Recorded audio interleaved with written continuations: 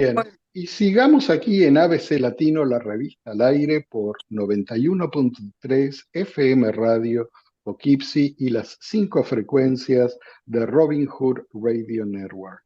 Y por supuesto, ya lo anunciamos, así que no hagamos más suspenso, más demora. Es la primera semana de abril y eso significa Patria Grande.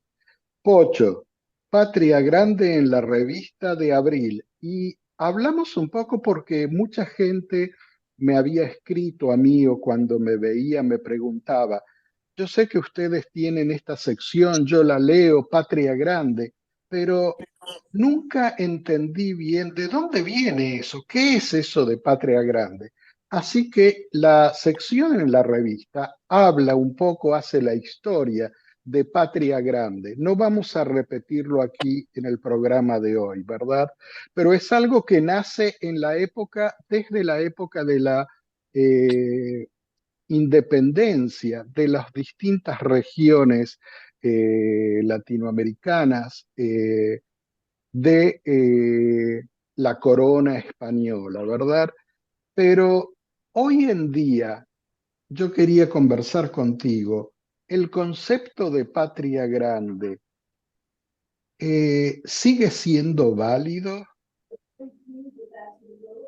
Mm, Interesante pregunta. Comencemos por atrás. Tú estabas hablando del tiempo de la colonia. Te voy a soltar un nombre. Cornelio Saavedra. ¿Te suena algo, Cornelio Saavedra? Claro, por supuesto. Ya. Era, digamos, en la primera junta del Río de la Plata, cuando había una pelea por la independencia y era el tema de la independencia, fue un tema de multipaíses, en esa época no eran países establecidos, pero ejércitos y personas de Colombia, de Venezuela, de Argentina, de Perú, de Bolivia, etcétera, de Chile, todos participaban en esa lucha conjunta, ¿verdad? Al extremo que Cornelio Saavedra, que había nacido en la ciudad de Potosí, en Bolivia, terminó siendo el primer presidente de la Junta Tuitiva, el primer presidente, por decir, de la Argentina, ¿no? Y para nadie, Estamos hablando, sí, disculpa, estamos hablando del año 1810, el 1810, 25 de exacto. mayo de 1810, cuando en el Virreinato del Río de la Plata se forma la primera junta de gobierno popular y criollo. Exacto, eso en el combate con los ingleses, etcétera. Pero el punto acá es que todos veían, o gran parte de los habitantes de lo que es ahora Sudamérica, por lo menos, veían que esa era una lucha de todos, que era de interés de todos, unir esfuerzos para obtener la libertad, ¿no? Entonces, digamos, ese es un buen principio porque lo hemos seguido trabajando con éxito y sin éxito en varias épocas de la historia, tratando de que los problemas comunes los podamos resolver todos, porque una de las cosas que más me gusta hacer es subirme a un taxi en cualquier parte que viajo, pero hablando de Latinoamérica, y esté donde esté, le pregunto al conductor, al que maneja el taxi, ¿cuáles son los problemas principales de su país? ¿O qué opina de la educación, de la salud, etcétera? Y absolutamente todos tienen la misma respuesta o casi muy parecida, solamente con diferentes acentos. Y eso, digamos, es tan empírico, pero tan ejemplificador de que todos estamos viviendo, no obstante del país, de la divisa, de la bandera que tenemos, fundamentalmente los mismos problemas. Y esa es la patria grande, donde tenemos las mismas aspiraciones y donde también tenemos las mismas luchas. Yo creo que esa visión está en el epicentro mismo de la fibra de lo que es Latinoamérica, algunas veces con pasos importantísimos, como la unión de las provincias de Centroamérica en una época, en 1823 y por allá, trataron de conformarse como un solo país.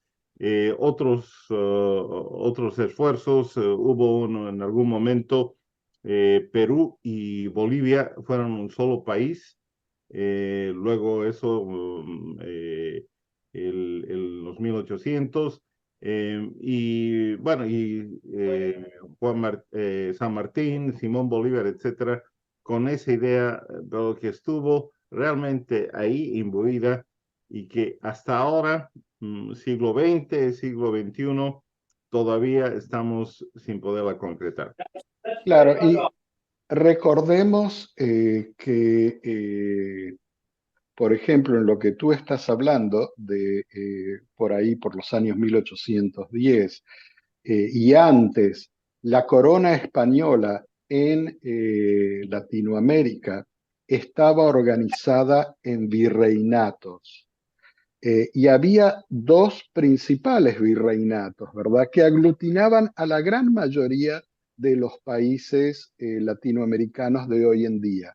El virreinato del Río de la Plata y el virreinato del Alto Perú.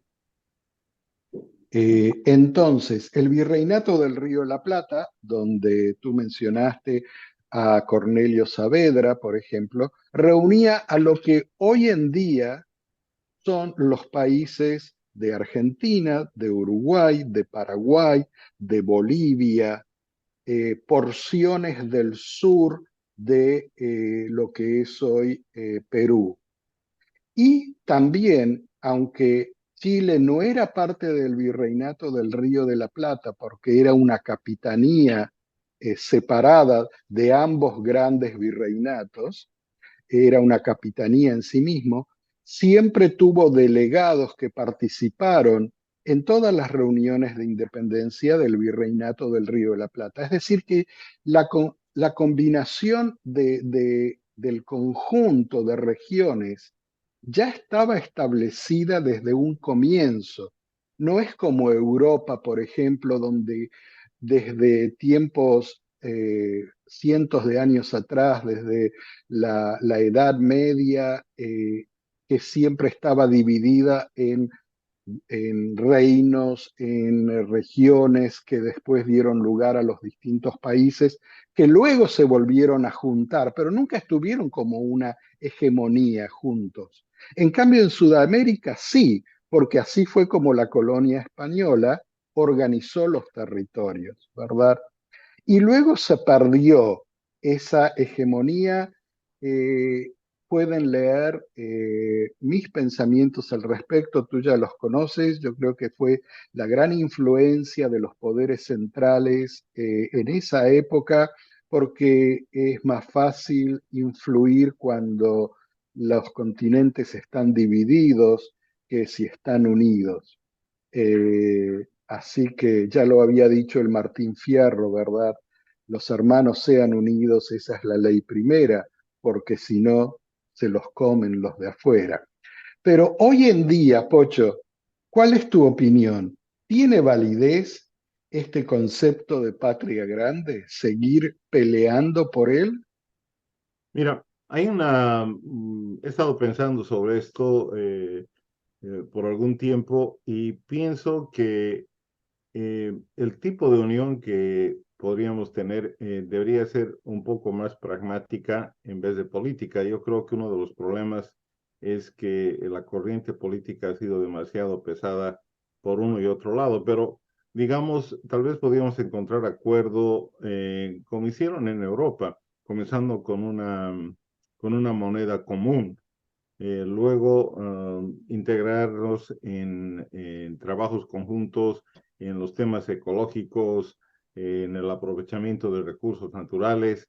Yo creo que esa manera es la manera práctica y aprender en ese proceso el valor y la potencia de trabajar juntos. Por ejemplo, yo leí con mucho entusiasmo hace poquito que Argentina, Chile, Bolivia y México, que tienen las reservas de litio más grandes del planeta combinadas, están en la búsqueda de negociar de manera conjunta, o por lo menos del aprovechamiento, o tener un lineamiento de las políticas generales.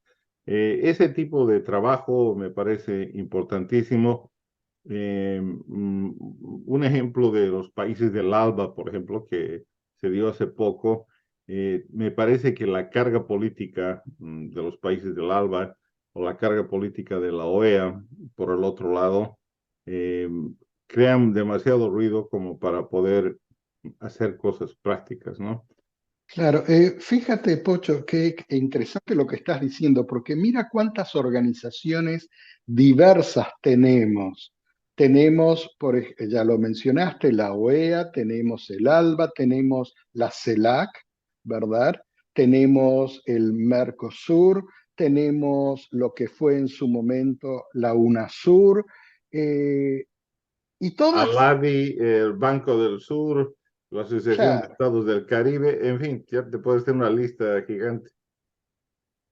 ¿Y dónde vamos con tanta diversidad de organizaciones que aparentemente buscan lo mismo, aunque no, porque cada una representa intereses muy diversos y muy distintos? ¿Dónde queda el concepto de patria grande? Tú mencionaste, por ejemplo, una moneda común. En este momento, Brasil y Argentina están trabajando para, en su comercio entre ellos, poder funcionar con una moneda común y no con el dólar, ¿verdad? Y cuando esa idea empezó a propagarse un poco por otros países que mostraron interés, saltaron ciertos países. Chile fue el primero, el presidente de Chile, Boric, dijo, no me parece que esa es una forma adecuada de integrar a Latinoamérica. Y ahí quedó, no se volvió a hablar. Hace tan solo pocos días se anunció que Brasil y China firmaron un acuerdo para que en su intercambio comercial, y Brasil es el primer socio comercial con China hoy en día, para que utilicen sus propias monedas respectivamente, dejando al dólar de costado, no convirtiendo continuamente sus monedas al dólar, sino utilizando sus monedas propias en su comercio bilateral. Eh, la pregunta mía sigue ahí vigente. ¿Cómo se encuadra en este siglo XXI el concepto de patria grande? Y te doy así unos últimos minutos como para que redondeemos este tema y veamos acá de nuestros participantes hoy si tienen preguntas o comentarios. Muy rápidamente, yo creo que es un imperativo histórico para los latinoamericanos el trabajar en equipo como en una unidad. Em, Creo que lo entendemos y lo abrazamos esto todos. El problema es cómo, ¿no? Y digamos, lo que hemos hecho hasta ahora ha sido de poco efecto en tantos años y podemos culpar a las fuerzas exteriores, a los intereses de los países grandes, etcétera, pero al fin y al cabo es nuestra propia responsabilidad, ¿no? Digamos, como latinos, latinoamericanos, tenemos que asumir que no podemos vivir echando la culpa a terceros. Es lo que pienso. Y con esas palabras, aquí yo le abro el micrófono a nuestros participantes del día de hoy. Yo sé que no nos queda mucho tiempo y María hizo el esfuerzo, Rosario, de conectarse. No sé si ella quisiera expresar algo.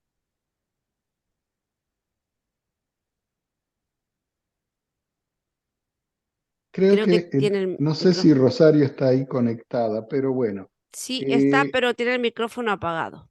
sí, Rosario, tienes que conectar tu micrófono.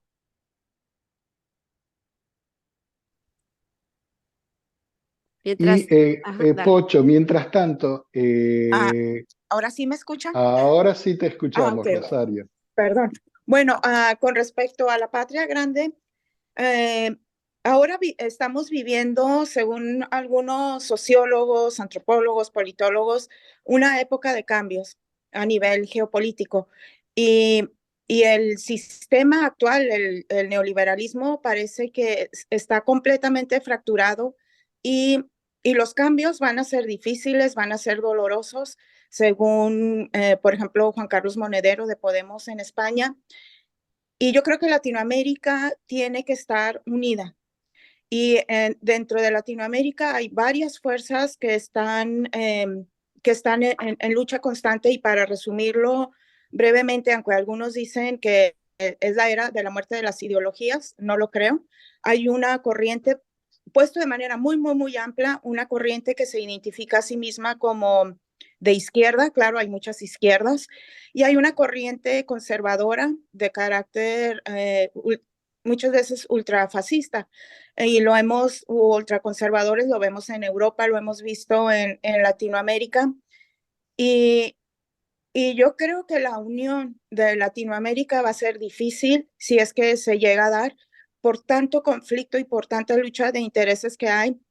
Y hay que tomar en cuenta también el contexto internacional. Vemos a dos grandes potencias, una, Estados Unidos, tratando de conservar la hegemonía a nivel mundial, y otras dos que están tratando de hacerse de esta hegemonía, como son China, unida a Rusia. Y yo creo que Latinoamérica, nosotros, los ciudadanos, los latinoamericanos, lo primero que no, para mí, desde mi punto de vista, es entender la realidad que estamos viviendo. Es una época de cambios, va a ser una época, estamos en crisis, y de las crisis siempre puede salir algo bueno o simplemente todo echarse a perder.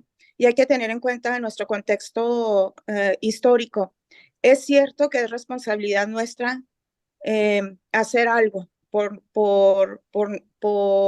primero, por entender la realidad. Segundo, por ver cómo podemos colaborar, no sé, cómo podemos hacer algo por nuestras comunidades y reconocer nuestro pasado. Nuestro pasado ha estado cruzado por el colonialismo, por el patriarcado, por el capitalismo, por la explotación, y reconocer estos factores. Y una vez reconocidos, ver la manera como nosotros podemos modificar toda esta carga histórica que llevamos encima, cómo la podemos transformar en algo positivo. Y yo creo que la única manera de hacerlo no es de forma individual. En este país, en la cultura que vivimos, el individualismo se nos ha inculcado de tal manera que pensamos que fuera del individualismo no hay otra cosa, pero tenemos que trabajar en comunidad. Es decir, los problemas son sociales y los problemas se resuelven de manera social, y esto significa trabajar en comunidad. Y ese es mi punto de vista.